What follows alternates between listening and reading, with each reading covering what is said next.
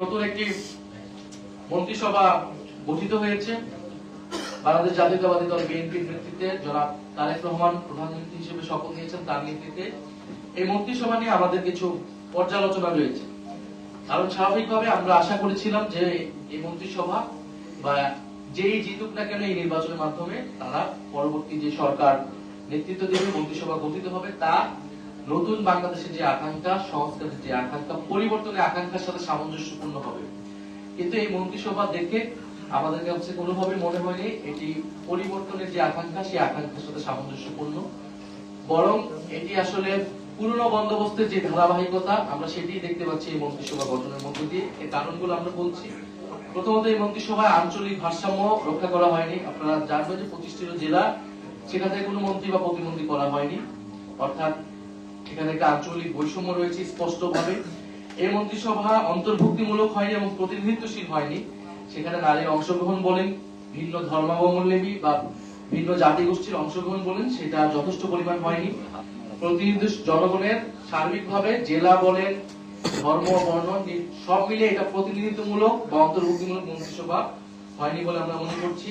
বিএনপির নমিনেশন দেওয়ার ক্ষেত্রে যেমন আমরা কোনো নতুনত্ব পাইনি, এই মন্ত্রিসভা গঠনেও আমরা কিন্তু কোনো নতুনত্ব পাইনি। ঋণ খেলাপিদেরকে মন্ত্রিত্ব দেওয়া হয়েছে। আমি নাম না নিয়ে যদি বলি, 3টি গুরুত্বপূর্ণ মন্ত্রণালয়, সবচেয়ে অনেক বড় বাজেটের মন্ত্রণালয়, এমন একজনকে দেওয়া হলো যিনি রিয়েল এস্টেট ব্যবসায়ী এবং হত্যা মামলার আসামি। ব্যবসায়ীর সাথে একটা হত্যাকাণ্ড ঘটিয়েছে, যার অভিযোগ রয়েছে তার প্রতি, তার কর্মী সমর্থকদের প্রতি, এবং দলেও তিনি অত গুরুত্বপূর্ণ কেউ না। শুধুমাত্র আর্থিক, ব্যবসায়িক এবং দুর্নীতির কারণেই তাকে সেই মন্ত্রণালয়ে দেওয়া হয়েছে। ফলে এরকম ঋণ খেলাপি, আরো ঋণ খেলাপি রয়েছে, তাদেরকে বিভিন্ন মন্ত্রণালয়ে দেওয়া হয়েছে। বিএনপির প্রায় 62% নির্বাচিত যারা সদস্য রয়েছে, সংসদ সদস্য, তাদের কোনো না কোনো ভাবে তাদের ঋণ রয়েছে। 62% সংসদ সদস্যদের, যার ঋণের পরিমাণ হচ্ছে 18,868 কোটি টাকা। এটা আমার মত না, এটা হচ্ছে টিআইবির একটা রিপোর্ট অনুযায়ী 18,868 কোটি টাকা ঋণ তাদের সম্মানিত 62% সদস্যের। আমরা জানতে চাই, তারা জনাব প্রধানমন্ত্রী জনাব তারেক রহমান দুর্নীতির বিরুদ্ধে কঠোর অবস্থানের কথা বলছেন, কিন্তু তার নিজের মন্ত্রিসভা এবং তার নিজের যে সংসদ সদস্য, তাদের সরকারি দল রয়েছে, তারা যে ঋণগ্রস্ত বসেছে, সেই ঋণ তারা কবে পরিশোধ করবে? বাংলাদেশের মানুষ সেটা জানতে চায়, বাংলাদেশের জনগণ সেটা জানতে চায়। সেই ঋণ পরিশোধ করে তারপরেই দুর্নীতির বিরুদ্ধে কথা বলা উচিত। কারণ দুর্নীতি প্রতিরোধ আসলে নিজের ঘর থেকে করতে হবে, নিজের দল এবং মন্ত্রিসভা থেকে করতে হবে। ফলে আমরা দেখতে পাচ্ছি যে এই মন্ত্রিসভায় ব্যাপক ধরনের আর্থিক অস্বচ্ছ, দুর্নীতিগ্রস্ত এবং ঋণ খেলাপির অভিযুক্ত, হত্যা মামলার আসামি, এই ধরনের লোককে এই মন্ত্রিসভায় স্থান দেওয়া হয়েছে। নিশ্চয়ই কিছু ভালো অভিজ্ঞ লোকদেরকে এই মন্ত্রিসভায় স্থান দেওয়া হয়েছে, আমরা সেটাকে সাধুবাদ জানাই।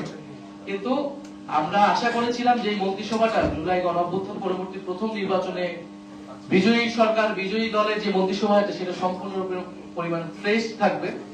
2001 থেকে 2006 দুর্নীতির অভিযোগ ছিল, বিভিন্ন সময় প্রমাণিত হয়েছে, এই ধরনের লোকদেরকে কিন্তু মন্ত্রিসভায় স্থান দেওয়া হয়েছে, মন্ত্রী বা প্রতিমন্ত্রী পর্যায়ে স্থান দেওয়া হয়েছে।